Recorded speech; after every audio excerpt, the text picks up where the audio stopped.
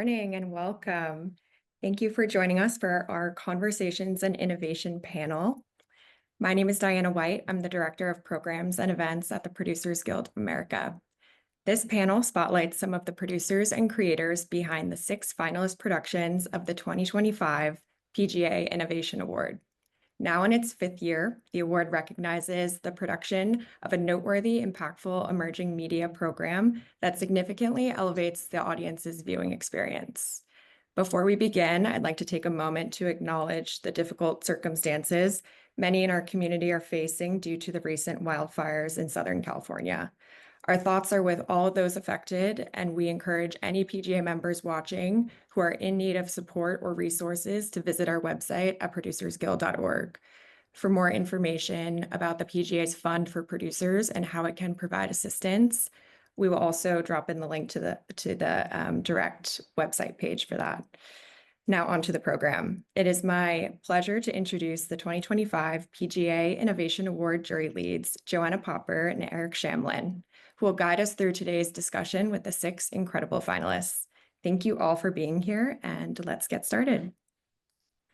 Thank you, Diana. And just echoing what you said about our hearts and our thoughts and our support and help going out to everybody in LA. Both Eric and I, as well as quite a few of the finalists, all live in LA, and just so many have lost so much, and it's just so devastating. So if you're in need of any help, please do reach out.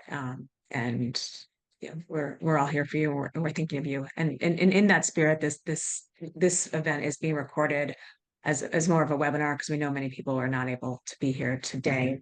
But we had a large group and a large group of people from all over the world here represented. So we did choose to go forward and do this recording, but definitely hope that people who are not able can see it at a later date. So thank you. Just really thinking of you all and sending so much support. But please do reach out if you're in need of anything to us and to the Producers Guild. So turning to the program, we are just so excited. We had such an amazing group of submissions this year, and a really hard time with the jury getting to the finalists. But these 6 projects just they elevated the level of storytelling, of innovation, of showing where the industry is going, and are a very interesting cross section of different types of innovation and different types of technology to working hand in hand with the storytellers, with the creatives, and with their wonderful imagination. So very excited to have the 6 projects here to talk to us. And I'll pass it over to Eric to say a quick hello as well, and then we'll introduce the finalists. Yeah, thank you, Joanna and Diana. And I echo your sentiments about what's going on in LA right now. It's really disastrous. So many people are affected. But to the order of the day, I'm glad we're bringing everyone together. I've been affiliated with this award, I think, since its inception. I think it's only been 5 or 6 years, and either as a jury or co-chair. And it's been a real honor to see it kind of grow and shape. And year over year, we're impressed by the bar that keeps moving or getting raised higher and higher. And I think this year is testament to that. The projects that we're showcasing today are some of the best we've seen ever in the entire lifespan of this award showcase. And it's a big kudos to those joining us today. And so with that, I don't want to burn any more time. Let's get into some of the projects. We start with Chad, I believe. Yeah, Chad and Critterz. Chad, if you'll do a quick intro. Yeah, hi everyone. I am Chad Nelson. I'm the writer and director of Critterz. I've been a creative director my entire career, working in really that intersection where technology meets entertainment. I've been in video games, film and television, social media, and so forth. Wonderful to meet you all. Great, thank you. And then we have Oriane and Emperor. Yeah, hello everyone. I'm Oriane Hurard. I'm a VR producer based in Paris, France, as you may hear to my accent. I'm working in VR production for the past 8 years. I'm working at Atlas 5 since 2021 as a senior producer. So I'm here to present Emperor, which is a 40-minute interactive virtual reality experience that gives you into the mind of a man suffering from aphasia, which prevents him to communicate, writing, or talking to you. After a run of more than 50 festivals and a dozen of awards last year, Emperor is now available on for free on Meta Quest Store. So it's compatible with the Quest 2, Quest 3, and 3S. And given the subject, it was very important for us to make the piece as accessible as possible and as free for free either. Thank you. Thank you, Oriane. And then we have Kirsty with Impulse Playing with Reality. Hey everyone, I'm Kirsty Jennings. I am Managing Director with Anagram, who are a creative studio based in London in the UK. We really specialise in kind of creating thought-provoking interactive storytelling. And I've been working with artists in the sector for about 15 years.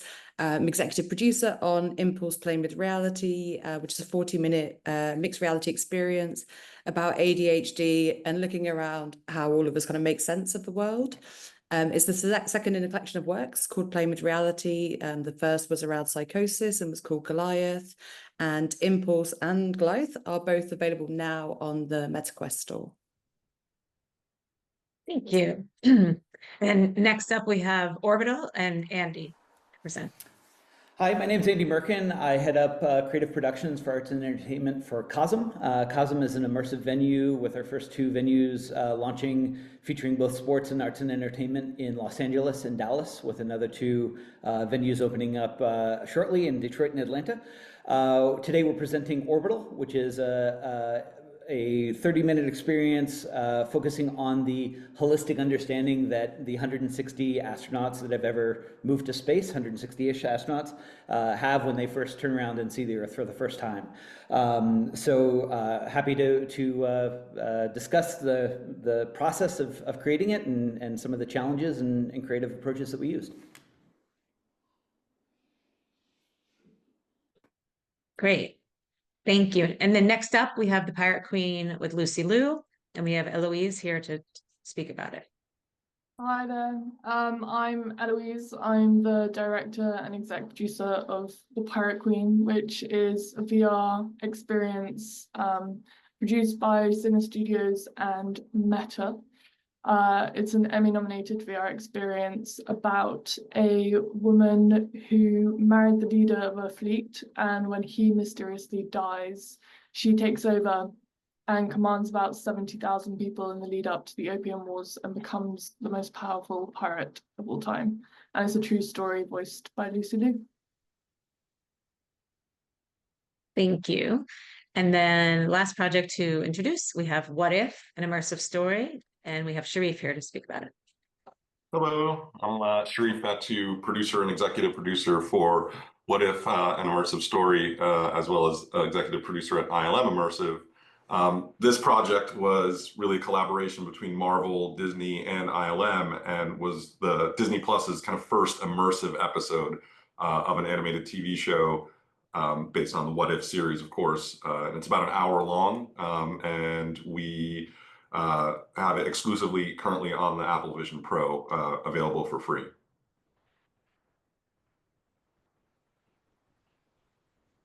Great. Eric, you want to kick off? Yeah, so let's just jump into some questions here. And this is kind of open to anyone to jump in. I'll start with someone, but I'd like everybody to kind of jump in. So we'd just love to know kind of the initial spark or inspiration behind the project, and how did that kind of carry through the production? And so Eloise, let's start with you. Yeah, absolutely. Mine was a friend of mine told me about the Pirate Queen. So I was having coffee with a friend and she literally said, "Did you know that the most powerful pirate in history was a woman?" And I was like, "No, that's not true. Can't be. It must be Blackbeard or I don't know." Whenever I ask someone, who do you think the most powerful pirate is, they always say either Blackbeard or maybe Captain Jack Sparrow. And I'm like, Captain Jack Sparrow actually isn't a real person. So I was just fascinated. I was fascinated that a woman was the most powerful pirate in history. And then I started looking into the story a bit more and realized that not only was she the most powerful pirate, but she actually paved the way for gender equality. And at the time, she created a code of laws that meant that men and women had to be treated equally on her ship, which for 18th century anywhere was extraordinary and just blew my mind. So that was, I think learning the story was the inspiration. And then as we began developing it, I was like, what better way to tell this than in VR, where you can embody a character, you can step into their shoes, you can go through this journey and experience the adversity that she experienced and ultimately feel what she felt at the time of becoming this pirate, and at the same time like climb rigging and be a pirate, which is an amazing thing to do in VR. So that was sort of the formative of the Pirate Queen, the foundations of it. Great, thanks, Eloise. Love to hear from a couple others. Actually, I think this is I think a lot of why people are joining the call. So Shereif. Yeah, I mean, I think, at Immersive and with Marvel, we've constantly been thinking about, new ways to tell stories, how to invite, the audience into them in a more connected way. So it really came about when, we're starting to see that pass-through technology really evolving, seeing how far the headsets can get, where, mixed reality, augmented reality becomes actually tangible in a way that hadn't been done before. So really creatively, we were thinking about what would be the best kind of touch point for that. And the What If series was just such a perfect IP because, it really is, about infinite possibilities, changing perspectives. It allowed freedom, quite frankly, on the IP side of a lot of it is kind of one-offs that those characters you can take in really interesting directions creatively. There's not as much restriction on, a connected universe because it's literally designed to be a really fun playground.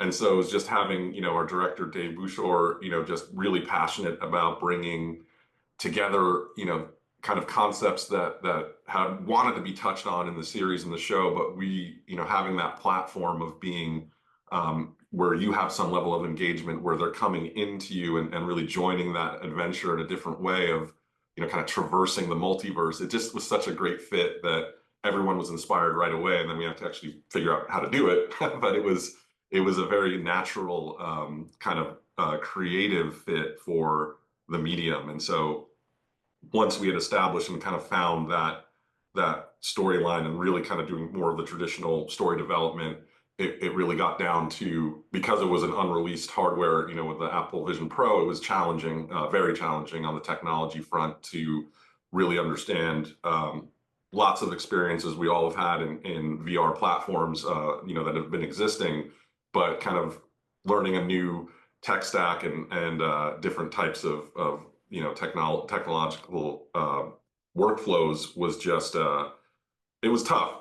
It was tough, but it was a great team, and it was exciting to actually apply some of the concepts. It was nice to see what was really proven out that was universal, regardless of whatever the technology specification was. It was really having that blank canvas also validated some things and invalidated some theories we had about mixed reality and what would be fun there, how well the story would be communicated.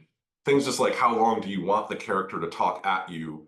It's one thing in a full VR environment when it's now you're in the living room, and we were kind of thinking of it more as it's kind of like a theater in the round in a way at that point of these are characters that are life-size that you can walk around. And what does that mean for your expectation of how you engage with them? And a lot of fun things that, we hadn't quite got to exactly in full VR were fun challenges that we kind of got into in mixed reality. And were, just really great to, it was just a very fun journey of a new question and new answers every day, right? And just being, agile to the ground shifted a little bit here and there with new APIs and tech updates and OS updates and all of those kind of things. But in a lot of ways, it really informed and excited us to kind of meet that challenge. And a lot of them were great features were coming online, how you can make it better, and take advantage of those in real time. it's really exciting. So Thank you, Shereif. Kirsty. Hello. Yeah, so kind of as a studio, we're really interested in storytelling and have been looking at working with new technologies kind of over the years that sort of fit the story.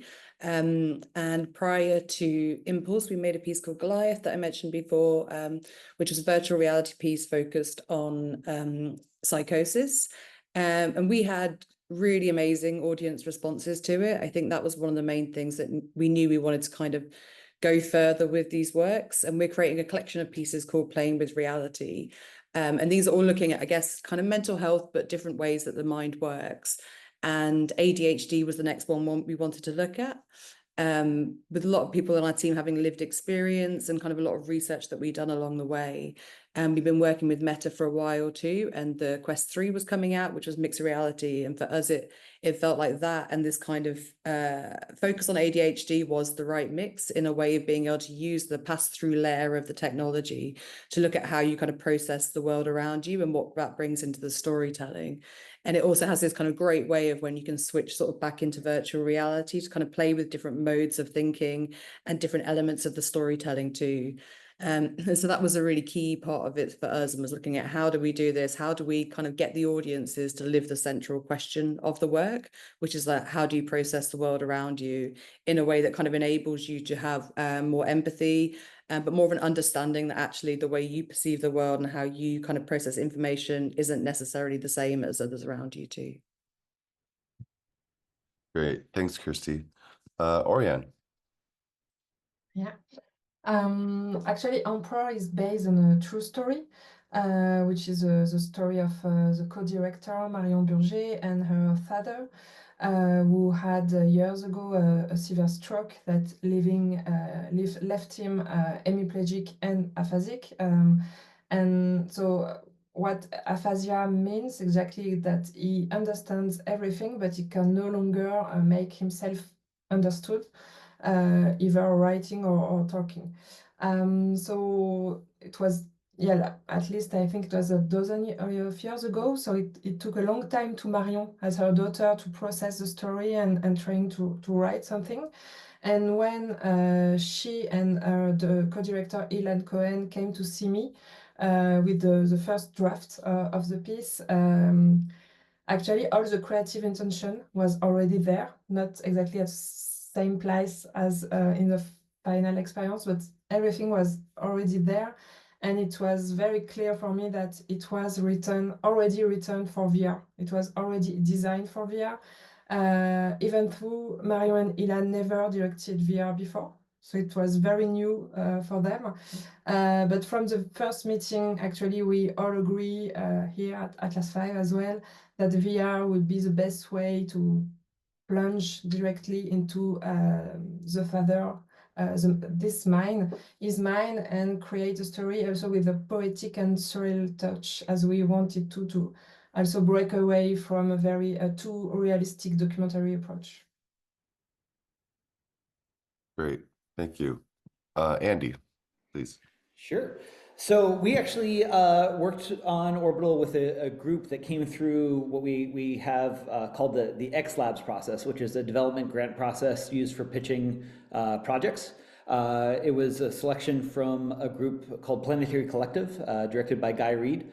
Planetary actually has a pretty robust history telling background stories, interviewing astronauts and kind of focusing on the space experience.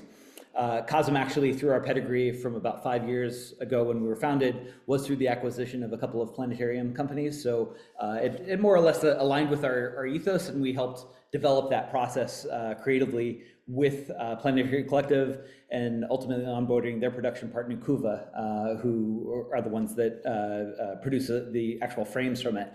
But it was a fairly guided experience, given that at that point the venues weren't spec'd out yet.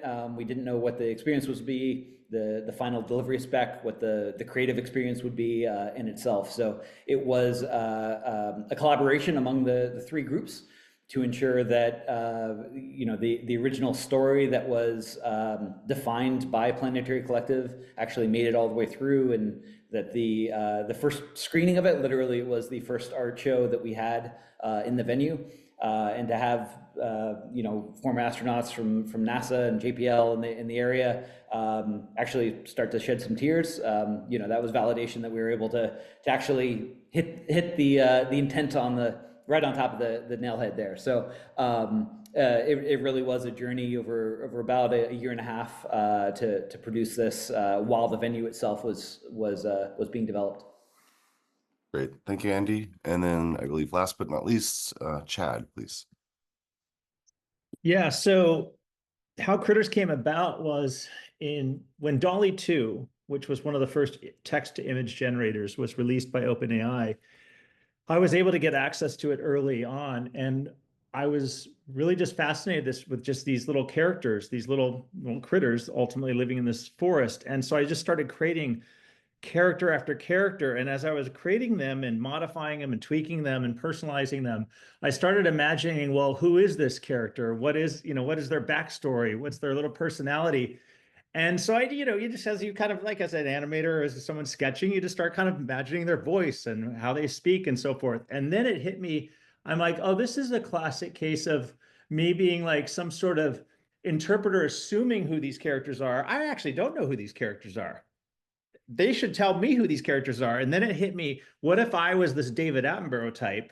And all of a sudden these characters came alive and I realized everything I assumed about them was incorrect. And they actually had a host of their own common problems or expectations or realities that they were living in that I had no idea of. And so then the story hit me where I just literally started playing with improv. And I just started imagining I'm Attenborough, like talking about the characters, and then they speak back to me more in a Monty Python-esque. And one of my favorite, I mean, Monty Python's a big influence for me. So I just kept thinking of that scene from Holy Grail, where it's just like, old woman, man. Oh, man, sorry, I'm not old. And I just started thinking, what if we could bring these characters to life? And in the early days, obviously, it was just text to image. So you couldn't, I could do a voiceover, but it would just be over stills. And then I figured out some ways where we could take the DALL-E art into the Unreal Engine, hook it up to a facial performance capture system, and then we could act out the characters and then bring in voice talent and really kind of build a world where they did come to life. And so that was really the initial key, is just like imagining, what were the voices and who are these little critters? And if we can come up with a fun way of just doing an Attenborough meets Monty Python, or collides, as I like to say, with Monty Python, that was really the impetus for the short. Well, thank you. So we've covered a broad cross-section of types of projects, types of stories, as well as technology that was used in each of them, and pretty much all using technology that was being built while you were building your project and creating your project. So what were some of the challenges that you encountered throughout developing your project, and what types of strategies do you implement to overcome them and have your project come into being and become the success that it is? Let's start with Kirsty. Basically, what happened is I had a break and then just deleted all the challenges from my mind to start the new year afresh. Good attitude. Good attitude. Well, challenges how about some of the learnings that came out of what these opportunities that were presented to you? What were some of the learnings from them? I think we were really lucky. We'd been working with Meta, and so we came in on the Quest 3 early and had sort of some prototypes that we could play with for that. I think for us, kind of a lot of the challenges were really about kind of, I guess, scaling the ambition in a way of things that we wanted to do and what we were able to, kind of what specialist tools we could bring in. And so I think kind of from a producer perspective, I think some of that was very much around how we balance the kind of creative development process and the actual creation process of the work. We wanted to try and keep the creative process open as long as we could. But obviously, as I'm sure everyone here is throwing up in their mouths as I say that, it makes it really hard to then kind of to scale that into kind of actual schedule and within budget. So there was quite a lot of degree of kind of testing and playing in grey boxes with what we wanted to do with that. And then we also looked really at kind of like where we could develop specialist software, like what were the kind of priorities of things that we wanted to get across, that we wanted to bring in, and particularly around the interactivity. We cut a scene that we wanted to do. We knew that it wasn't going to be possible kind of within the scope. But we had created sort of kind of some specialist software for analyzing each individual room. So thinking about where people were going to experience the piece, like we obviously try and show it at different festivals and events, but people might have a kind of a variety of different viewing spaces at home. So trying to find a way of us being able to kind of analyze each individual room and adapt our experience for that, particularly with when you play the experience, there's elements of you graffitiing, you're kind of scooping up information with one hand of the controller and kind of pasting it somewhere else, and making sure that we had the kind of correct kind of way of putting that in people's spaces, whether they be big or small or unusual sizes. So that was kind of one of the challenges that we faced. I mean, I think honestly, it was all a challenge. I think there was so much learning with it. There was so much that was kind of different around the virtual space to the mixed reality space, and actually how can you kind of integrate both of those things, like how you do that in a way that was not gimmicky, was something we were really keen to do, that it had to kind of be really pivotal for the storytelling. And that's about as much of my brain that I can peel back right now for the challenges. Great. Thank you. But Shereif. Yeah, I'm not as fortunate. They're kind of burned in my brain, but I'll work on that. It's a good idea. But no, there were a lot of unique challenges with, again, just kind of on the initial platform. But I think also just speaking to it when you're working with kind of franchise and IP, major IP, and just different. It wasn't just even within Disney or Marvel, but other stakeholders of kind of that.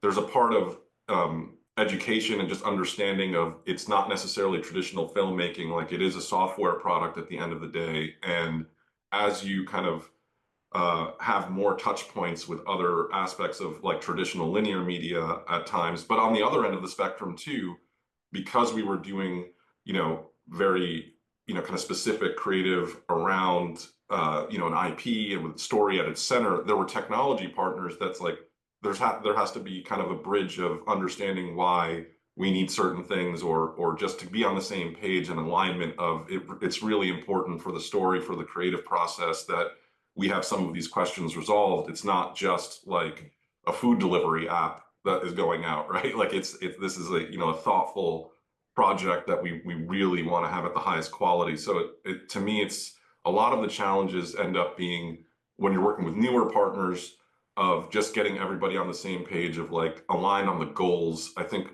a question that comes up a lot is like, what does success look like for these kind of things? And if it's not necessarily units sold, or if it's just a different form of, when you're trying to innovate, if you're trying to, really convey a new way that the audience touches these characters, maybe it's a technology innovation.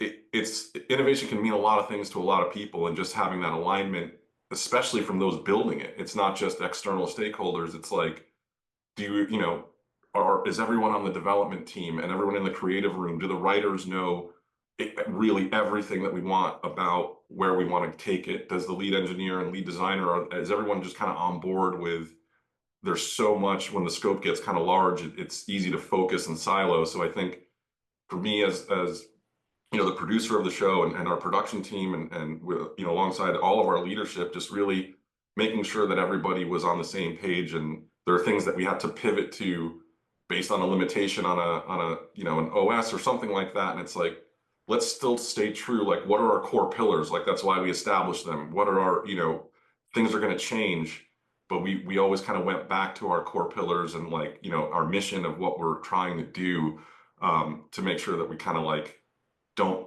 deviate too much from that, because there's a lot of times where it can, even from a release strategy or whatever that is. It's like, how do we maintain that plan that we've got and give the audience the vision that we wanted?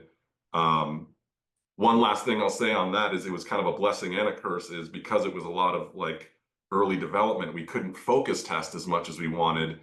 But in a way, it was also fascinating because it forced our teams and our creative leaders and technology leaders of having a little bit of trust in yourselves of like, this is going to be something we're creating. And you don't, there's not that analysis paralysis that can happen of, oh, that you got some bad focus test data, or this is saying that.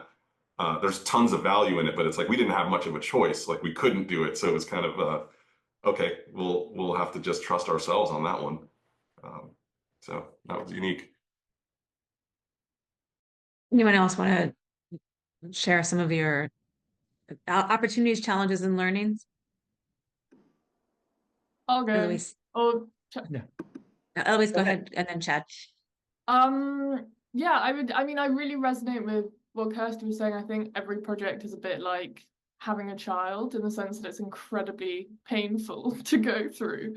And then you produce this thing and you're like, it's beautiful. And then for some reason you decide to do it again with the next project. It's like your body forgets. But I think for us, sort of the biggest challenge, very similar to Shereif, was just scope. And the beauty about immersive media and VR is that you can literally do anything. You have a blank canvas and you can create whatever you want, and you're not restricted in the same way as traditional film, where you go to a location and it might be raining and you're like, right, okay, well, we can't shoot outside, so let's go inside. And I think that makes it such an incredible medium, but as a result, it's so hard to work out what your scope is. I mean, when we first designed Pirate Queen, if we actually implemented it, we probably would have needed the budget of like Avatar. We had massive battle sequences and it just was off the chain. It would have been epic, but it was so unrealistic. And for example, we had one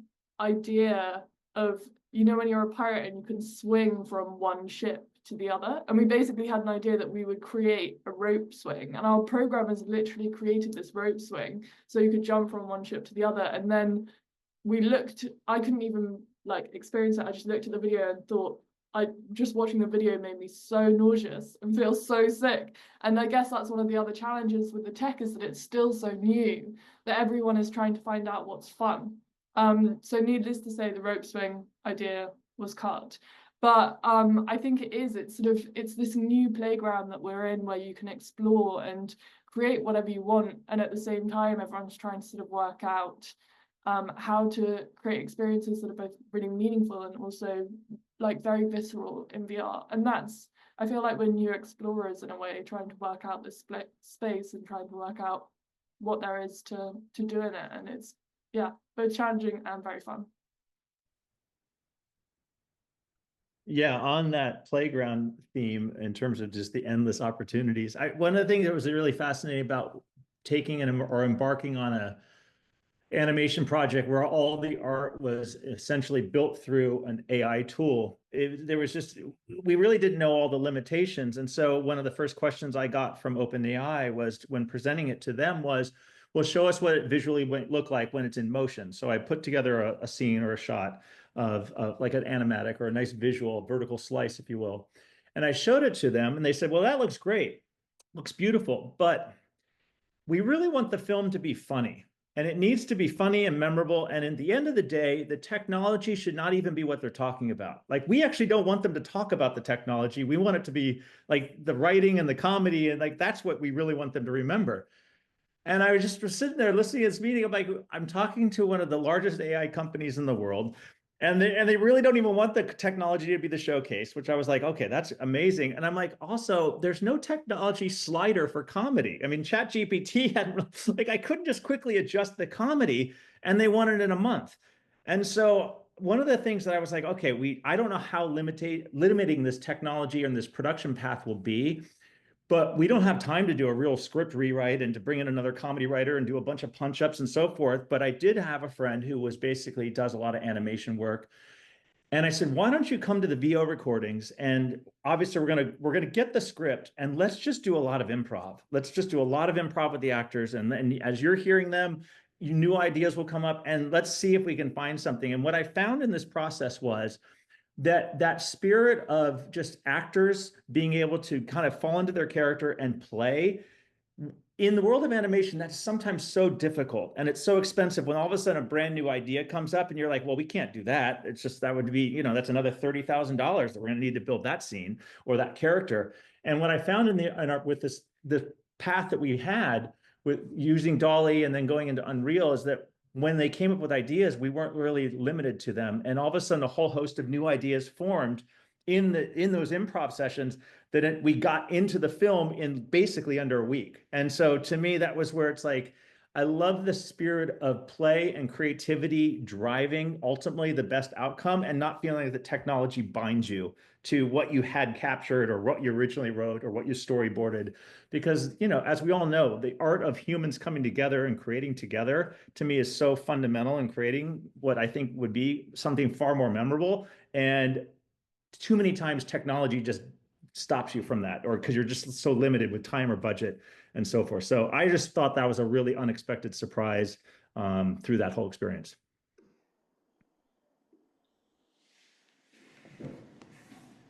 Very cool. I'm happy to jump in too. Yeah.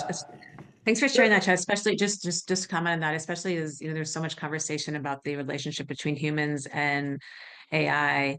So it's really nice to hear the way that you're, you know, one of the things that was so core to what you're sharing was around the very human aspect of improv in your project.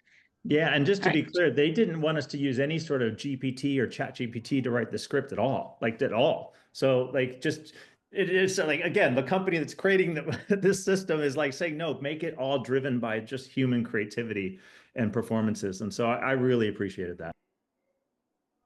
Thank you. Andy. Sure. So we knew from our sports experiences that we have, you know, the power of the Cosm venue is it puts you on sideline, mid-pitch, you know, underneath the basket. We know that. I'm trying to avoid the word immersive just because it's so used, but you really are in that space. And I think for us as storytellers, we, at least in our entire lives and for the last 120 years, we've been trying to reduce everything down to this little square in front of us, and how do we frame it out, and how do we make it there? And I think a lot of what the technology had done is it kind of removed that frame and put it so that you're now storytelling anywhere, anyhow, any place in the world or universe, or whatever you want to put your own limitations on it.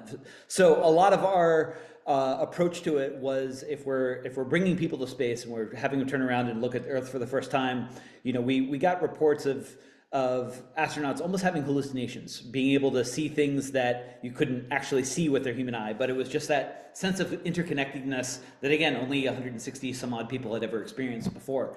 So a lot of that process for the creative development and ultimately production was trying to remove the filmmaking process that we're so used to, or television making process for it.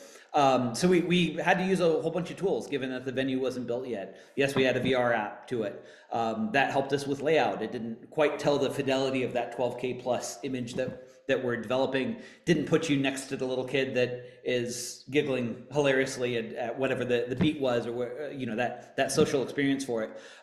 So we also leveraged a lot our 8th scale and half scale domes that we have in our offices here in LA and in Salt Lake City. Wasn't a small feat. You know, our smallest proxy that we actually kind of worked at was 6K, and that was just to get going. So a lot of it was that iterative approach to how do you kind of break the training that we have in storytelling, put people in the space itself of what you're trying to say, and still keep them engaged on an emotional level when just people haven't really seen it before. And then you tack on the parts, the discipline that's needed, that one frame of those, if you're not careful, but can be a gig and a half. So, you know, the production methodologies, those processes, we all learn in film school, you know, oh, it works a certain way. You get into real life, it's a little noodly, it goes a little sideways. When you're working at the scale that Cosm has, yes, we can take in smaller proxies. We can you know, kind of expand what media we already have, but to do native resolution just takes that level of discipline and know-how. It's things we all know. It's still part of the filmmaking process. Just the discipline required with it is that much more heightened. Thank you, Andy. I'm going to move on to another question. And given this is the PGA, and I think we can safely assume there's a bunch of producers following or watching, I'd love to kind of figure out or hear from a couple of you at least, the evolving role of the producer, skills, new responsibilities, how the medium impacts the role of the producer. And so Andy, we just heard from you. Let's start with Oriane. Sure. Oh, So, Sorry, Oriane, sorry. sorry. Oh, sorry. Sorry. It's maybe an easy answer, but I say first that it always depending on the team and the project involved, of course, but as a producer working in a immersive new media field since the past 15 years, I say that the first skill is to be more versatile and skillful than ever. I'm very often working as first-time VR directors, coming from film or animation or even dance or theater background. And so it's the producer expertise in this case that provides the interactive or immersive skills most of the time. You have to gather the right team around your creators or your directors, of course, but it's always a question of how quickly this emerging industry is quickly evolving with new devices and new mediums appearing like every day or almost. Like a years or 2 years ago, we were talking about AI. So yeah, the like text and immersive storytelling in the general way evolving very fast. So we have to keep updated about that and think about how this specific technique, mixed reality or VR or whatever can be adapted from this story or this kind of style you wanted to say. And also the question of distribution is always a complex one for our formats. There are very few independent distributors for this type of work, at least for VR pieces. And that means that as a producer, we have to be skilled enough to distribute our own work, and we have to deal with the technical issues, the commercial issues of release, etc., the festival presentation, which are a very important part of our project life. And at Atlas 5, we've been able to create a dedicated department with Astrea dedicated to distribution of this kind of format. But before Astrea was started and was created, at the end, it's always a producer roles that remains very important, predominant from also this part of a project life, contrary to cinema or television that you have some very separated skills and jobs for that. Great, thank you, Oriane.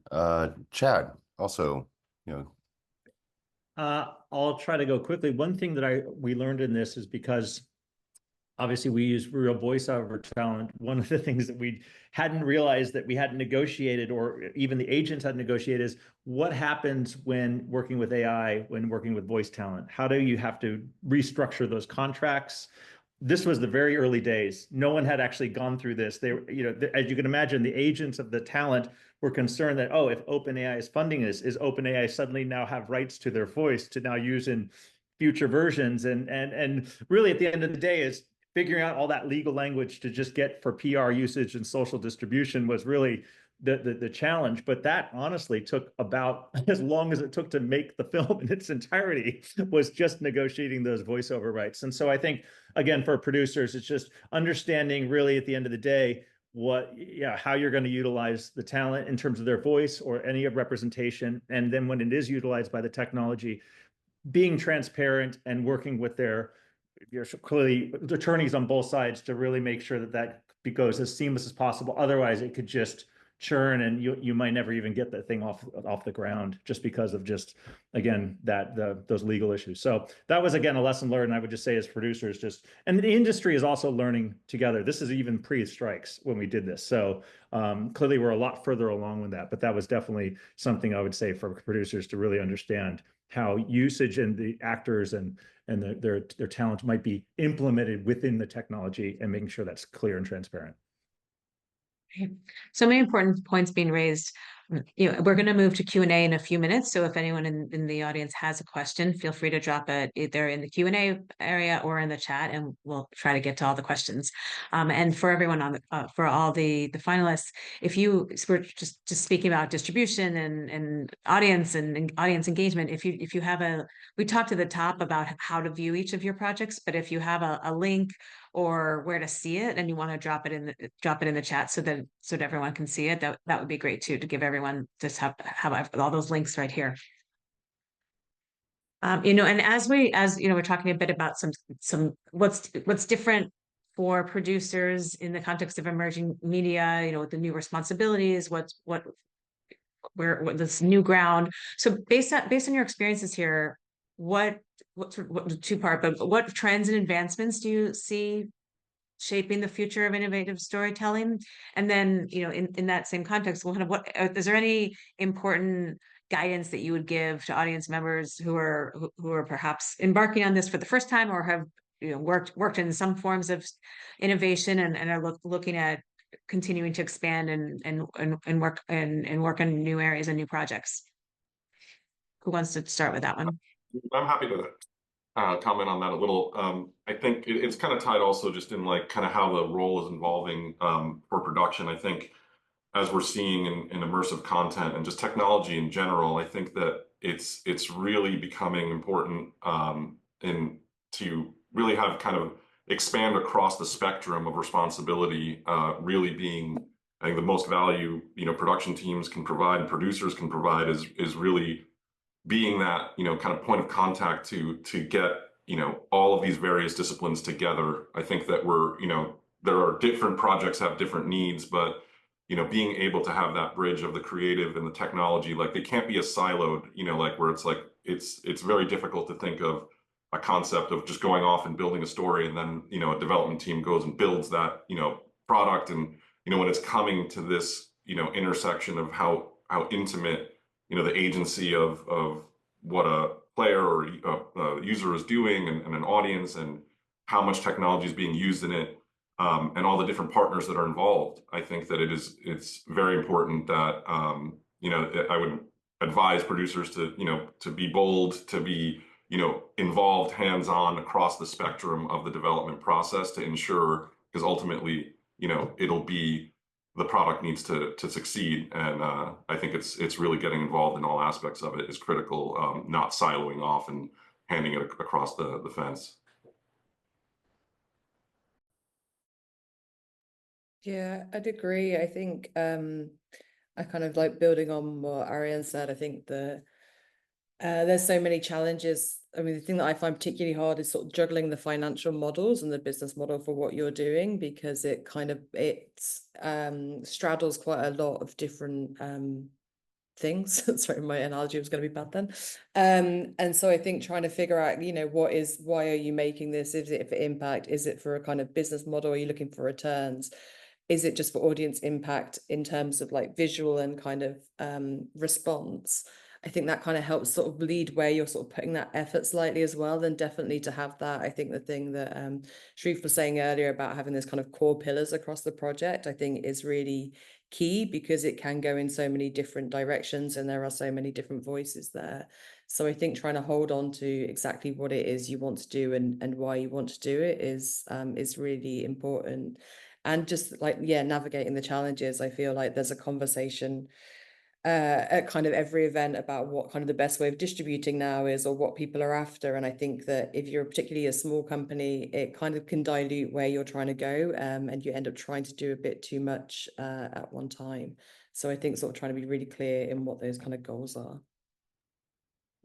Yeah, I can maybe add something about more European side of things, which may be very different from US market, but for the last years, we were very lucky because the VR and /XR experiences market was very open to all kinds of formats and projects. And we noticed that since last year, the industry started to split into, I'd say, very different way. The first one is gaming, as with platforms such as Meta, which now 100% focus on gaming and casual and arcade gamings. And then on the other side, in Europe, in France especially, we have lots of museums starting to have some VR multi-user roaming experiences, like exhibition, like virtual exhibition. You can bring with your family or friends and seeing a 40-minute experience about dinosaurs or impressionist movements. And so it's great actually, because it's really made VR becoming mainstream in a way. But it's always very linked to a specific museum, a specific exhibition, collection, etc.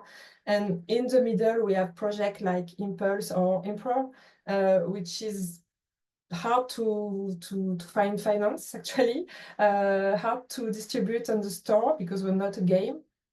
So we are in between, and we are trying very hard as an independent production company to keep this line and work with amazing creators and making them visions to life in XR or other mediums. Great, thank you, Oriane. I think we got one more question, get a few answers, I think. I guess skipping down to Shereif, advice for aspiring filmmakers. As filmmakers are playing with these emerging technologies, what advice do you have them with the landscape changing so often and in so many different ways? I think really just, following trend, like paying attention to what's going on in the market and the trends, just from, coming from a traditional game background, a lot of the, kind of the developers I worked with, and as we're thinking about new game concepts at that era, it was just like kind of play everything was the mindset of just understand your audience, understand, it's one thing to, I think there's a little bit of a tendency to like get a summary of something, watch a clip for 30 seconds, especially when it's interactive, like you really want to play it. You really want to experience it. I think all of these amazing immersive projects, like it's, I'm sure we've all felt this, it's painful to send a video link to a capture. Like you want anyone who's looking at it to experience it, like even if you don't have physical effects or something as impressive as some of the venues, but in any kind of perspective, I would just recommend to the aspiring filmmakers in the medium to experience the medium and formulate your own kind of opinion about what's your creative stance on this, that it doesn't, not everything has to be this massive differentiator, but just like, I think what the audience would love and what the medium could use is fresh perspectives from original thinkers. And you get that from, experience it to form an opinion, and then find your voice in it of what do you want to say about this, would be a start of where I would go. Great, thank you. I'd love another couple of perspectives. Eloise. Yeah, for sure. I would say don't be afraid to dive in, even if you don't know about the medium or the tech. That would be my first thing. I think a lot of people are really interested, but they don't know where to even begin. And with Pirate Queen, we've been developing Pirate Queen for 7.5 years, and we started developing it in VR 5 years ago. And I come from a very traditional film background, and I didn't even know what Unreal Engine was when we first began. And I think you just build your team. I mean, I think Oriane said it really well earlier. It is all your team. It's your team, and you can come into this medium not knowing anything about it and build up a team and make something really amazing. And then, yeah, to everyone's point, keep your finger on the pulse. This medium changes so quickly. I think Meta glasses is going to be very big this year, and designing experiences around that could be something to look into. There's a big uptake at the moment in terms of what people are looking for from platforms for music experiences. There was a Charlie XCX experience on Meta that did really well, sports experiences. So I think just dive in and do your research and see what one resonates with you, but also what is working in immersive, and just don't be afraid. Like, honestly, everyone doesn't know what they're doing, and we're all just trying to work it out. Yeah. So we're gonna go do one last question, and we have one from TJ. I'm gonna broaden a little bit so it's relevant to everyone in the audience. The question I think really is around knowing which partners to work with and who to approach for different aspects, whether it's financing or distribution. If anyone has any advice or comments on that, that would be great. Thank you. Who wants to jump in on that one? I mean, reach out to us. Like, honestly, just reach out on LinkedIn, look at experiences that you've made that you resonate with, and go to the creators and be like, hey, I'm really interested in this. Or I don't know, like Atlas 5 is such a tentpole in the industry. Everyone knows them. They're so established and brilliant. Like, reach out to them and be like, hey, I'm thinking about doing a thing. We're a very, very small community and we all know each other. And we're also very friendly. So just reach out and ask and we'll try and help you. And Cosm is a little bit different. We do finance our own projects, and it does go through a development process for it. It's not true on every project, but particularly on the X Labs ones that are using outside creators for it. It is a guided pitch process that we go through that more or less the fundamentals are worked through, you know, knowing the story, a technical test, what the general visual development is, and then that helps guide the process to work with a production partner that can produce at that scale. So we like to have the creators, you know, focus on what they know best and what that story experience is. For us, you know, we lead with the venues, so we have that component of it, the programming, whether it's for daytime field trips or nighttime events, late night after party. We're open 7 days a week, you know, 12 hours a day, pretty much nonstop. So we go through that process of working with the creators to ensure that the creative vision is there, and then also the commercial components are there as well, since we're kind of our own distribution network. And then when it's not in the venues, we're also able to push it out to the over 750 planetariums that we have worldwide for distribution. So it is a robust network for it, and we want to make sure that all projects really shine and are stellar. Great. So, and you're saying reach out to you if you have a project idea. Yes, I am one of the people on the team. I'm happy to or reach out to Cosm. Yeah.